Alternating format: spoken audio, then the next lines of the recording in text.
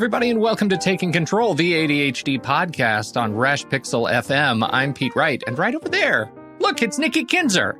Hello, everyone. Hello, Pete. Hi, Nikki. How are you? I'm good. How are you? I'm feeling great. Good. Energy's high. I have my trademarked beads from James Ochoa, future guest, once and future king of the ADHD podcast. I'm wearing them today. Yes. Good and energy. I always feel great when I'm sharing some James Ochoa energy. We are not talking about James yet. No. That's weeks down the road. But today we are talking about, we have a disappointing change in our schedule. It is a sad and disappointing change. And that is that our guest here was supposed to be here has taken ill. Yes. She got a bad cold and no voice. That's Casey Dixon. The voiceless Casey Dixon. Casey is a past guest of the show. We were excited to have her back to talk about a new article that she has written and talk about her work and around energy after hours. So we're going to continue to talk about that today without her. And she has pledged to join us again in a few months once our schedules clear up again. So that's it. Sorry to Casey and looking forward to having her back down the road. Before we dig in, though, we have some questions and feedback that I just want to share, if that is okay with you. Yes, please. All right.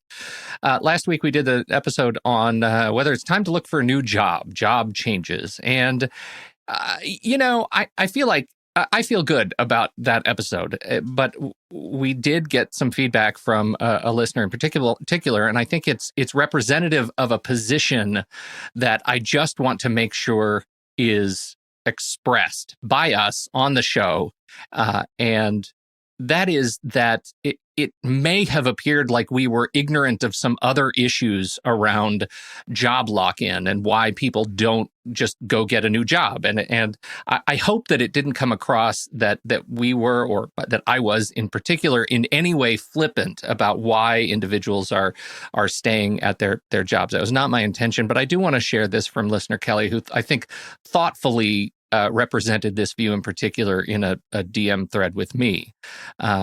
Hey, Pete, I was looking forward to the job change episode and appreciate this topic being addressed, although I always find it disheartening that more factors aren't considered when discussing job change. Many people, myself included, are job locked for many reasons other than fear of change.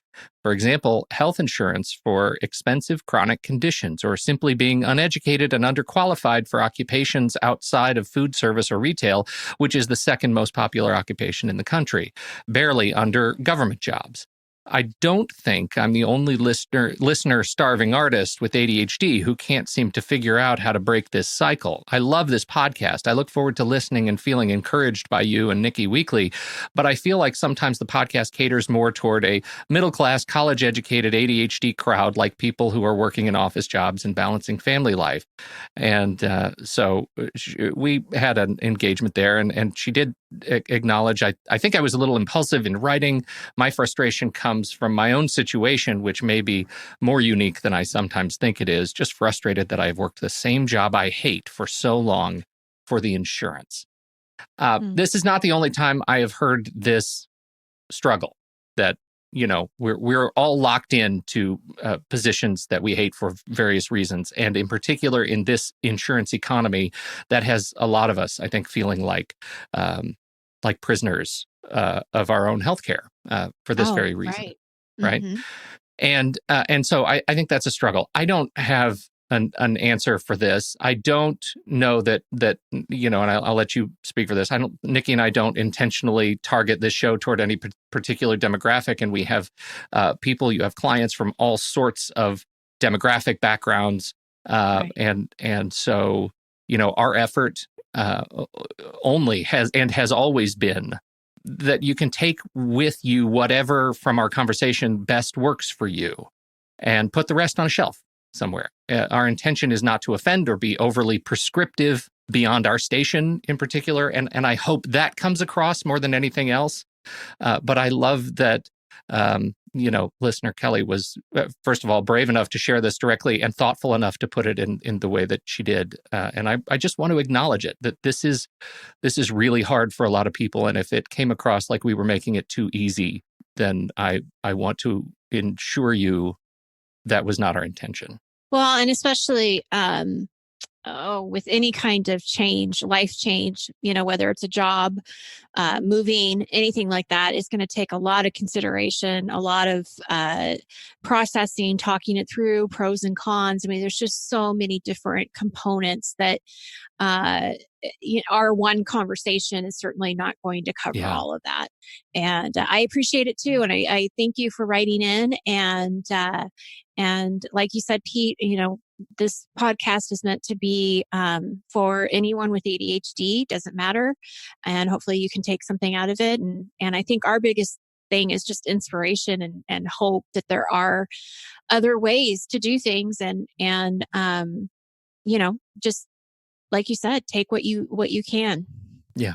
Absolutely. All right. So thank you, Kelly. You're the greatest. And we appreciate that very, very much. Okay. We also have a listener question.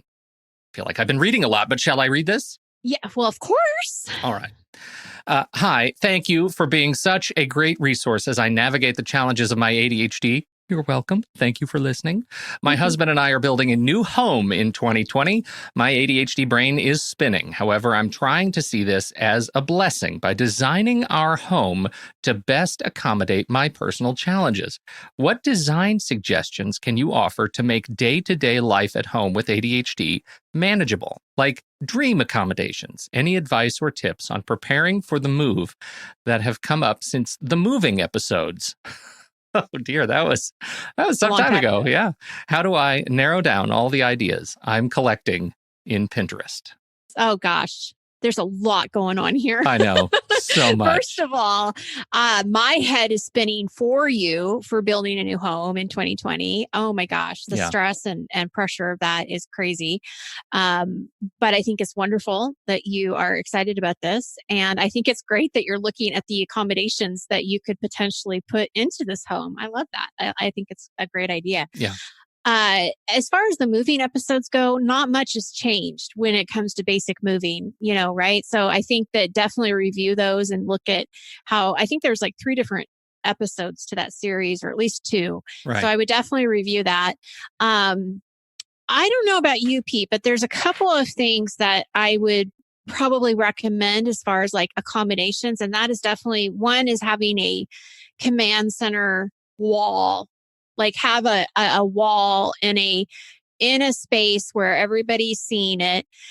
And whether you have a family or it's just you and your husband, I think she mentioned it was her husband. I don't know if she has kids or not, but it definitely having a command center wall where you can put your calendar and, important notices and reminders and just have that out in the open. And I think, as long as you have the opportunity to dream big, right? Think about these intentional spaces around your command center. One of the things I find, with folks who try to do command centers in their homes is they just don't have a very intentional space for it, or that space is too small in a number of dimensions. One, it might be designed around, an 11 by 14 whiteboard, which is not big enough, right? And 2, it might be a large wall that's perfectly sized to fit all of the different things you want to put on it, and a station, maybe a little desk for, resources, but it's in a hallway that's only 3 feet wide. So as your family grows, more than one person will never be able to stand and address this board because it's just too tight of a space. So as you're having your home built, be cognizant of these stations where you're going to need sort of natural meeting space, right? Gathering space that's not just living space. Right. Absolutely. It's a great point. I like the little idea of having a little desk underneath the command center. Yeah. Like that would be a nice little way of like making sure, I don't know, notes or bills or mail is being taken care of. I mean, there's a lot you can do with that. I like that. Absolutely. Especially as so many of us are more mobile with like iPads and laptops and things. Right. It's nice to have a little flat space that you can go sit down under your command center, crack open the laptop and start typing out, a couple of quick things while you're looking at your giant family calendar, whatever. I think there's something really to that. I think that when it comes to like organizing and just placing things into your home, just remember out of sight is usually out of mind. And so open shelves are a great thing, especially in closets. So if you think about your like master closet, have some shelving in that, right? Because that's going to be great, rather than just everything being hung up, because that's usually not the case. It doesn't get hung up. So, Yeah. have some open shelves. Hooks are a great thing, because if you don't want to hang up something, you can just hook it. I think that's a wonderful little accommodation to have. And I would say not just for clothes, right? Yeah. Clothes are one thing, but anything that can be hung should be hung. Like, it's great to hang stuff. And I'll say for the live stream, I'll demonstrate my new favorite product. Can I? This is my Yes. most exciting thing. It's the 3M Command Strip. Have you played with these things? No. Okay, so Command Strips, it's like a new sort of Velcro. I actually keep many unopened packages of Command Strips here, and it's like Velcro, but they have this little tab on them. So you put them on your wall, and then if you want to get rid of them, you just pull this little tab and it stretches out the adhesive on the backside so it doesn't damage your paint. And you can see everything in my office behind me, for those who are on the live stream, has been hung up with a Command Strip of some size or sort. And that means that I can go up to doodads on my wall like this, Oh, look. and there pull it it is. right off the wall. This is actually a decoration. It's a wooden decoration that has been one of those tchotchkes on my shelf for the longest time. I love it. I never have space for it. It's a fun thing to just pull off the wall and then put back on the wall. It's not messy like Velcro. The Velcro itself is like a plastic. And so you just snap it back on the wall when you're done. Every whiteboard in our house, every clock that's hanging on the wall, it has all been done with Command Strips, no holes, and super flexible for moving things around. Our giant whiteboard in our kitchen is mounted on the wall using Command Strips. So if we want to go into the living room and have a bigger family planning meeting, I literally just yank it off the wall and take it into the living room and then put it back on later. I keep these box of Command Strips in my briefcase, so when I travel, I can put stuff on the wall next to the bed, in hotel rooms. Like, I'm serious. I'm a lunatic for this stuff. But I can tell. if you build like stations around your house, you can be very flexible with new kinds of ways to use wall space and be intentional about where you have little nooks and crannies and open shelves and space to hang things. That is my plug. Pete, you need to take this little piece of recording, and send it to the 3M company. And then you need to say, I am your new spokesperson for this. I am deeply inspired. Yes. I deeply believe in your product. Yes. All of these sound dampening pads. Yes. All Command Strips. All of those strips. I love you, Command Strips. Thank you for making my life better. That's funny. All right. Moving back to the moving question. Yes. So Pinterest, oh my gosh, Pinterest is such a rabbit hole.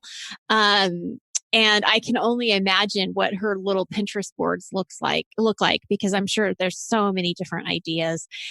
I maybe our listeners will have an idea. So this would be great to put out to them too, if they've been in the situation before. The only thing that I could come up with is that start a new board. And I know that sounds weird, but I can just imagine you probably have all of these saved items. And I almost would say, okay, maybe go through the kitchen stuff that you've saved, but then save the kitchen posts to a new board that really are just the ones that you're going to actually look at, not just ones that you saved because, oh, that's a good idea. Oh yeah, maybe get the maybes out and actually just create boards that really are the things that you want to have in your home. But again, this is tough. I mean, I don't know. This stumped me. No, you actually, you're thinking exactly the same way. I think I was not thinking about continuing to use Pinterest, though. I was thinking, get your top ideas out of Pinterest. Yeah, that might be a good idea. There are some top tier ideas that you actually will start to think, oh, this is something that actually would make sense. It's not just delightful, but it actually might really affect my house in a positive way. I am going to take that and send it to a Trello board, or send it to Todoist, or send it to wherever you're actually managing your project, or Evernote, whatever it is. Get it, the top ideas out of Pinterest, because Pinterest is a snake eating its own tail, right? The more you are on Pinterest, the more Pinterest encourages you to tag and save items and pin items to your boards. And I think Pinterest is exceptional at that. It is exceptional at driving you to engage in ideas like that. And at some point, you have to stop the cycle, right? You have to take the best ideas and move them someplace else so that you can do the work. Right. Because, you can be there all day. And this is what Pinterest is for. Yeah. It's building a new home. That's right. You're the ideal client. Yeah. So, Totally. definitely. Yeah. But I think that's the idea of thinking about what is the tool used for, and know that there are better tools for project management and those sorts of things than Pinterest. It's not designed for that. So. Right. There you go. There you go. I think, and Nikki, actually, this question is super inspirational to me, and I think that maybe as we get into 2020, we should regroup on our moving episodes with the intention of building a dream ADHD house. Yes, I think we can go deep, and we can develop our own Pinterest boards and do a new episode to refresh the dream home, creative. the moving episodes. What do you think? Yeah. I'm in. I think so. I think that's a great idea.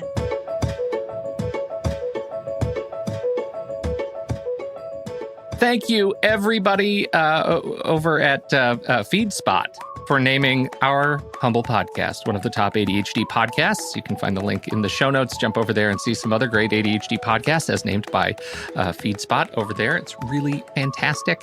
And thank you, everyone, for supporting this show on Patreon. It is because of our patron supporters that we continue to grow the show, to add more services to members, to bring in great guests, and to continue to serve as a resource for the ADHD community.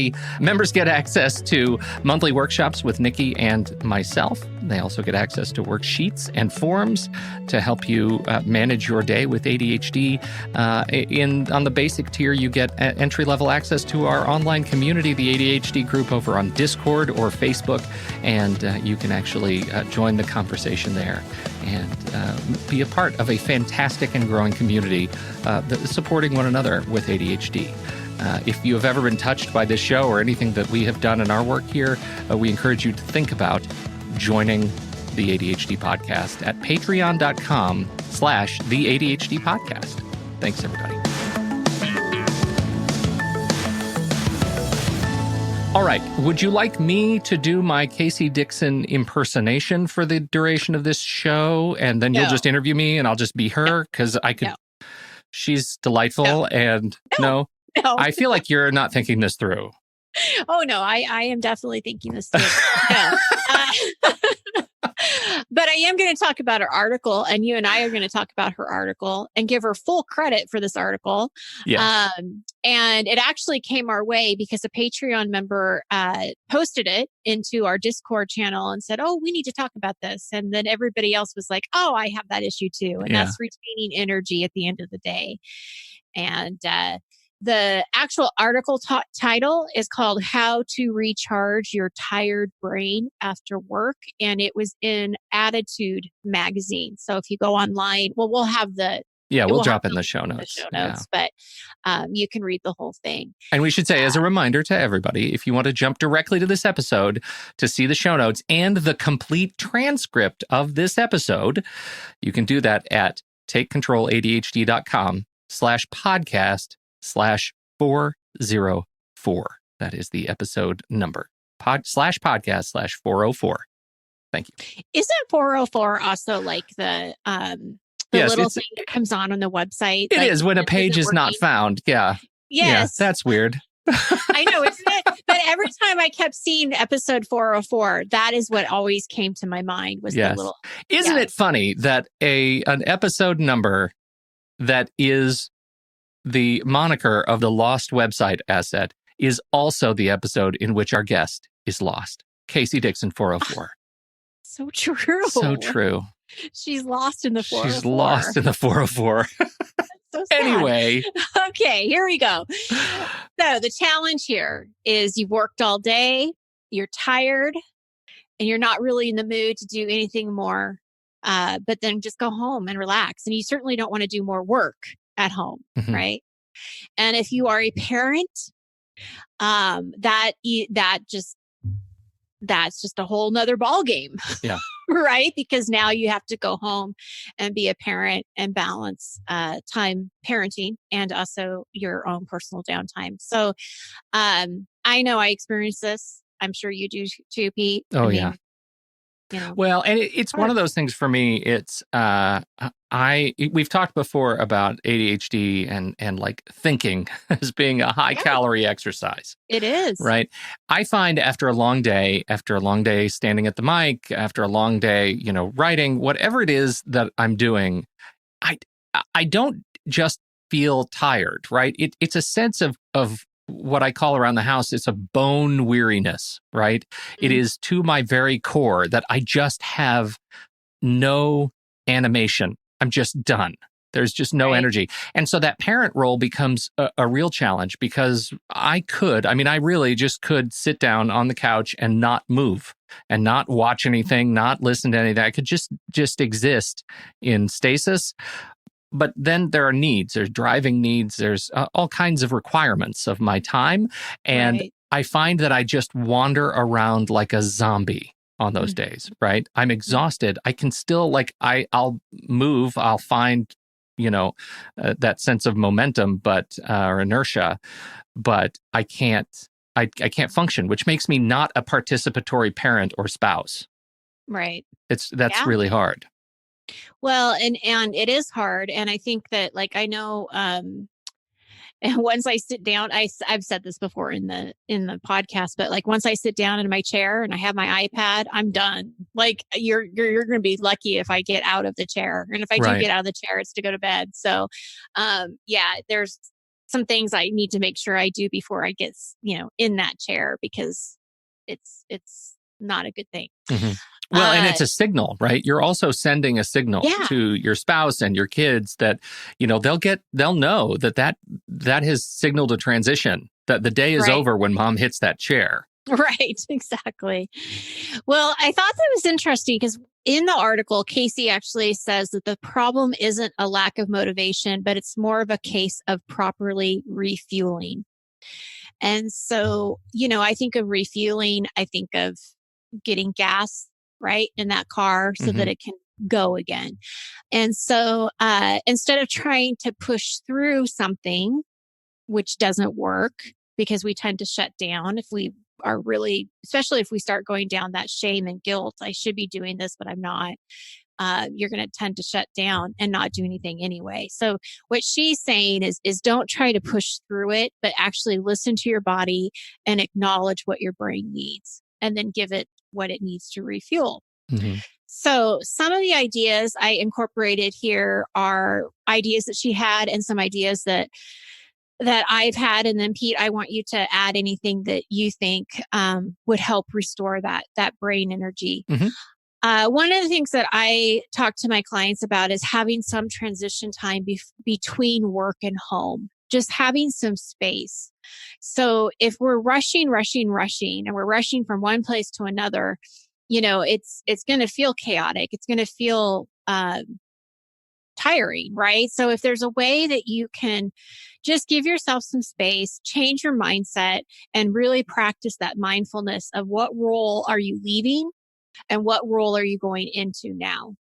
And if you live by yourself, that's still a really important transition to have, because if you've had a busy day and now you're going home to relax, or you're going home to work on chores or whatever it is that you're doing, you have to have that transition time. Does that Yeah. make sense? Yeah, absolutely. And transitions, as we have talked about before, transitions are incredibly difficult with ADHD. Hmm. And that includes transitions, sleeping to wake, wake to sleep. If you don't have this sense of refueling space Right. and transition space, if you don't intentionally approach transitions, it can be very jarring. Absolutely. And inside of this space that you're giving yourself, there's some different things that you can do. Meditation is an excellent time to practice your meditation just by giving yourself a few deep breaths, some time to just again make that transition. Hmm. Exercise is a great dopamine hit. So if you're feeling really low energy, jump rope, do some squats, get out there, walk the dog. That is going to make you feel better. It is going to make you, feel a little more energetic than you did when you first came home. Playing with your pets, right? Yep, Throwing yep. a ball, or we've got two new little kittens that we like to play with, and that's totally fun, and it makes me happy. And it's those things that bring joy that you want to pay attention to, because that will give you that energy. Right. I had somebody tell me that at the end of the day, they like to shower, because Yep. to them it feels like that's just rinsing off their day and they're going into the evening. Great idea. I actually love that, and that I will say I have adopted that, Yeah, and I've good. become an evening showerer. Yeah, Are you a morning shower or an I'm evening a shower? morning. You're a morning Morning. shower. For Yeah. me, I just discovered that if I take a shower at night, that warm water, everything, it helps me ease that transition to sleep. And as somebody who's struggled with sleep, I'll take anything I can get, and that's been Good. a lovely change in my Yeah. life Yeah. personally. Love that.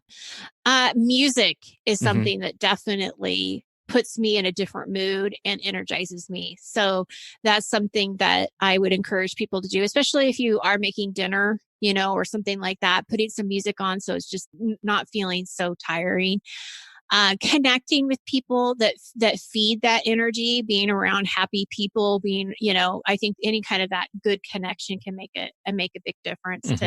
to fill in that space. Pete, what do you think?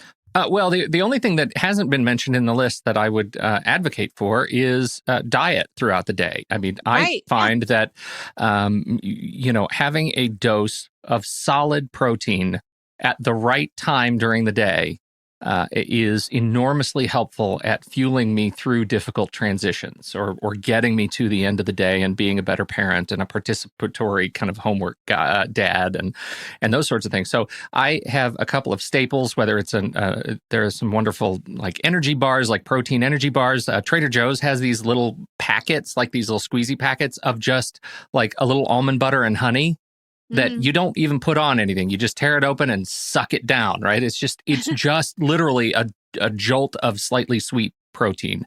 Yeah. And if I have one of those at 4 o'clock in the afternoon, I can ride through dinner and the evening usually just kind of okay. The challenge comes when I let my energy drop too far. Then it's Right. just way too hard for me to rebuild. So I find that metering, if I make a mistake and I go instead for the empty calories, grab a bowl of chips or something like that, then I've lost it. Like I've made a bad decision, and I'm not going to be able to. I'm not going to be able to recover. Right. Largely, Yeah. I'm done. No, the diet, it makes a lot of sense. Definitely Yeah. being intentional about that. So there's a couple of points that I want to talk about when it comes to this whole idea of what you're going to get done in the evening. Hmm. The first point that I want to talk about is the expectations of what we think we can do and what needs to get done. And then the second piece I want to talk about is how to get what needs to get done. So first thing is expectations. I think our expectations are way too high on what people think that they can get done during an evening and what they think they should get done in an evening. I don't think they connect. If you've worked all day, coming home and trying to get 10 things done off of your list is it's just not reasonable. There's not enough time. There's not enough energy. And so one of the things that I would say is that we have to really look at what we're expecting from ourselves and decrease those expectations. Let go and be okay with this. You have not failed if you can't get everything done on your to-do list. Hmm. This is just the way. This is balance. You're going to have to be able to let some stuff go and be okay with that. So I would limit your list to maybe one or two things that you're doing in the evening.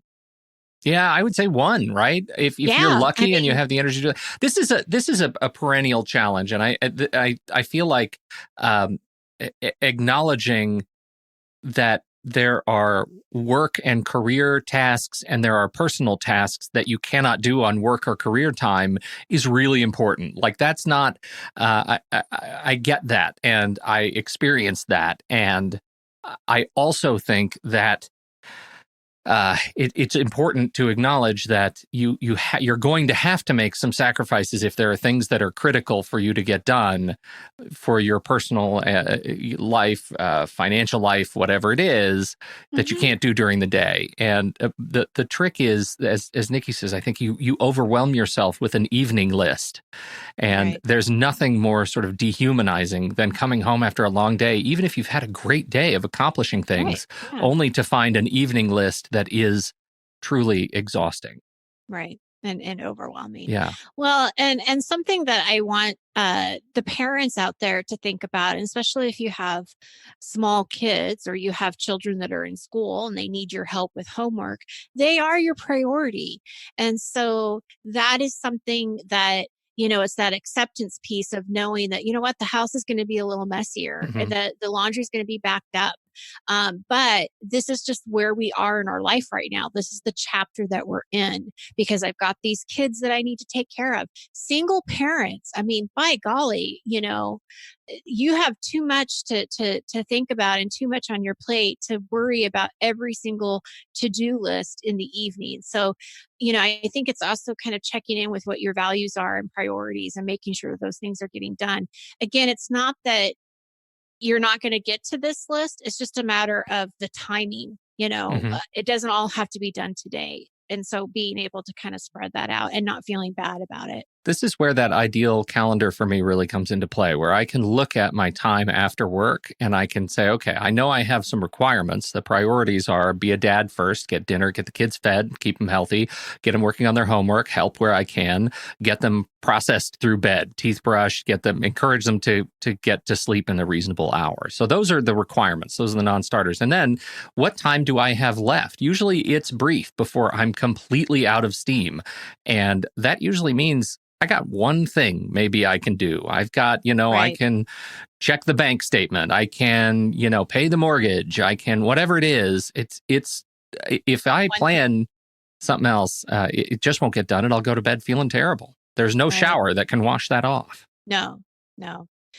Well, and the prioritizing what that one thing is, I think is important that we talk about too, because I think that one of the downfalls is that everything feels important. Hmm. And so when everything feels important, it's really hard to decide what to do. And so now you're stuck in indecision mode. Plus, you're feeling like everything has the same importance, even if logically it doesn't. Hmm. So we've talked about sort of how to prioritize before in the past, and there's really three things that I look at first as kind of a starting point.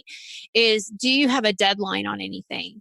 So if you have family coming over this weekend and you need to clean up your house, that may be a deadline for you. So you're going to have to break. And I am going to talk about breaking projects up or Hmm. breaking projects down in just a second. But let's say that you do have family coming, that may be your priority, is to get the house clean, but you can break that down, which I'm going to talk about in just a second. But impact, right? Who is this going to impact? And so if there's a high, if somebody is waiting for you, or this has a really high impact on you for some reason, that may be something that you go to first. Time, again, in the evening, you don't have a lot of time. So you probably don't want to start something that's going to be really time intensive. So you can choose that way too. Maybe some of the smaller 5-minute tasks make more sense doing in the evening, rather and keeping the longer things over the weekend, Hmm. something like that. But again, going back to just choosing one, maybe two things at night, at the This most. this is very much where that skill of breaking down bigger tasks and projects into their smallest atomic units of work comes in really handy. If you're not Yes. practicing that, if you're not building checklists around that skill, then you should be doing that. And this is a great place to practice with your personal Absolutely. deadlines. Absolutely. And I'm going to give you a very specific example of how to break something down so small that you're still Yes. getting it done, but not taking a lot of time during the evening to get it Right. done. So, but one other thing I want to talk about when it comes to prioritizing is also that intentional planning. which you were talking about a little bit before too. If you can decide what you're going to do before the day comes, before the evening comes, that actually makes a big difference. Because if you haven't decided what that one task is going to be, then you're spending your evening trying to figure out what that task is. And then you are probably more likely to procrastinate, not do anything, because Yeah. all of this other stuff is coming in your mind. Well, everything's important. I don't know where to start. I'm overwhelmed. I'm tired. I'm just not going to do anything. But if you've already made that decision that on Monday, this is what I'm going to do in the evening, it eliminates that wonder. And then your chances of actually getting it done increases by quite a bit. Yes. So that plan, right? Making the decision ahead of time and planning for it. This is one of the, when we talk about tools, and I don't want to sidetrack too much, but we talk about, the tools that we use to keep track of these things. This is where things like, Todoist and things in particular is such a great little application, because it allows you to have kind of, here's the stuff I'm doing the day, and you can set a deadline of evening for things that you're going to do after work. And it's just such a nice, concise thing. You can look at it and say, okay, I have 15 things on my evening list. I'm going to space those out over the next 2 weeks. Do one a day. It's just, if you have a list, if you have something to look forward to, by the time you get there in the evening and you've planned for it, your brain will already have been processing, and then you can just get to work. It makes you more efficient, and quality will be better when your energy is already compromised. Absolutely. Okay, so the second piece to this is we need to talk about how to get these things done, right? You've made the choice. You're going to work on this thing. What is it? You think about our getting started strategies. Mm-hmm. So we've talked about this before. What are those strategies that you can depend on if you are avoiding a project or you're procrastinating on something? One of my favorites is the Pomodoro. Just do one Pomodoro to get started. 25 minutes, set the timer. You could be done if you don't want to do anymore. But just think about those things that have worked for you in the past to get started. But this is where I want to talk about breaking down your project. So my example is that, let's say you have a big pile of mail and it's been sitting there for a long time and it keeps getting added, mail day after day, it keeps getting added. Paper keeps getting added. I think that's what I want to say. I heard that twice. I'm like, that doesn't sound right. Didn't hold up. Yeah. But this is how you can break it down. On Sunday, collect your mail pile. Make sure that the mail is all in one spot. That's all you're doing on Sunday. Yeah. On Monday, get rid of the junk mail. So go through your pile and just get rid of the junk mail. That's all you're going to do on Monday. On Tuesday, with what is left, sort out what's action mail, which is anything that you have to do, whether it's a bill or RSVP, something you have to do, you have to do something with it. And reference mail is just that mail that needs to be filed. Okay. So that's all you're doing on Tuesday. And then on Wednesday, you can take that pile of action mail and do whatever needs to be done.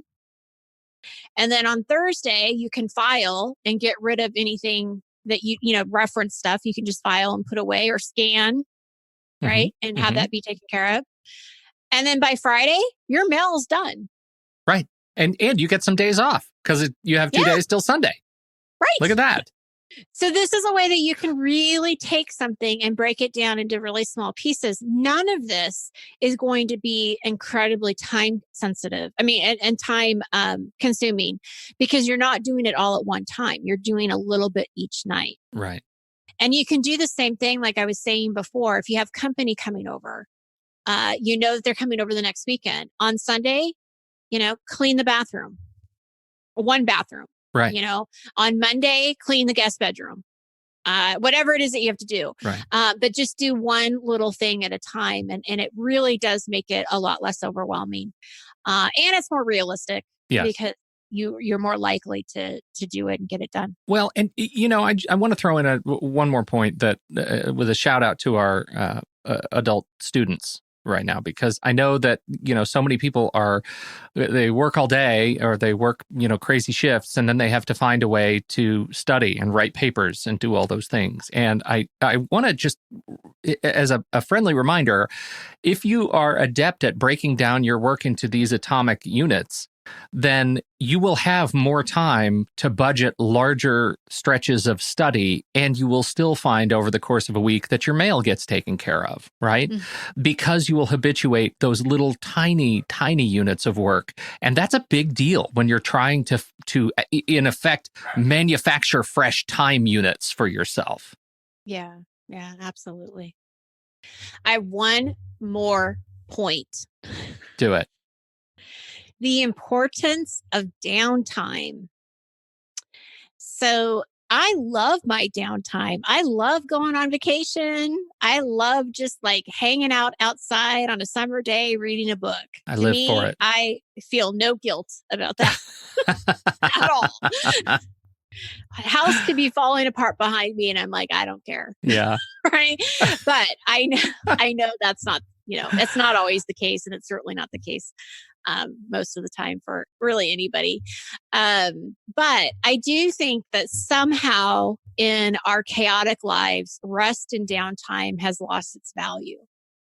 And people aren't valuing it. They feel guilty if they're not doing enough. And they feel guilty if they are resting. And I guess, my point is that when you sit down and you really think about everything you've done in a day, you're doing plenty, people. I mean, you're doing a lot, right? So having a little bit of downtime in the evening, you have 24 hours in a day. Some of that time you're sleeping. Most of that time you're working. Having 2 hours in the evening to yourself is not asking a lot. Right. When you really think about everything else that you're doing. So I think that having downtime, it does prevent burnout. I have had a couple of clients who are really on the verge of burnout because they're just working too much. They're doing too much. And so at some point we have to figure out, what has to go? Is there something that has to go? And what is that? Because this burnout can easily turn into depression.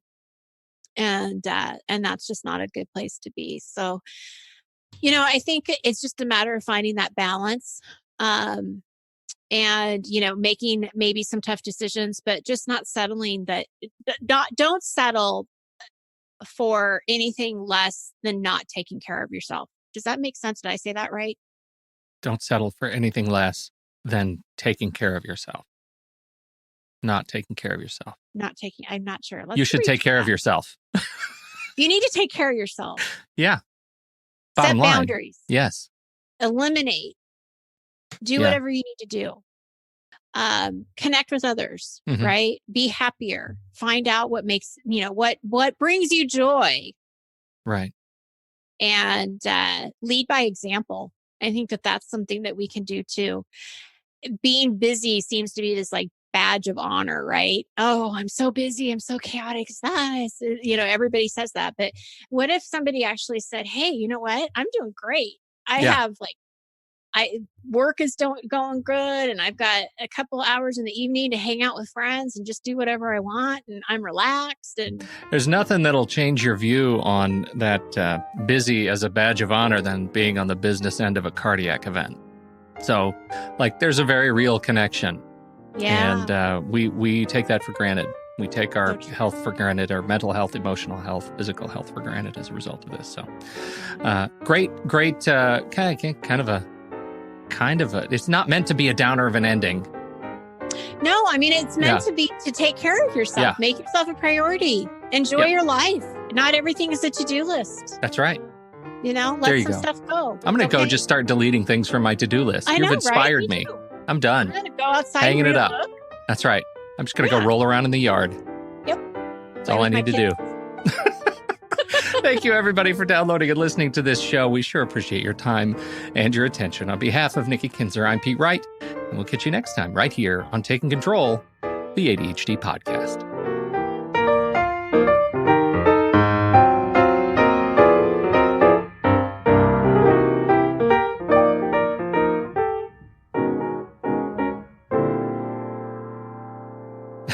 This podcast brought to you by Command Strips. Take command of your walls. Thank you, Louise. Oh, that's funny.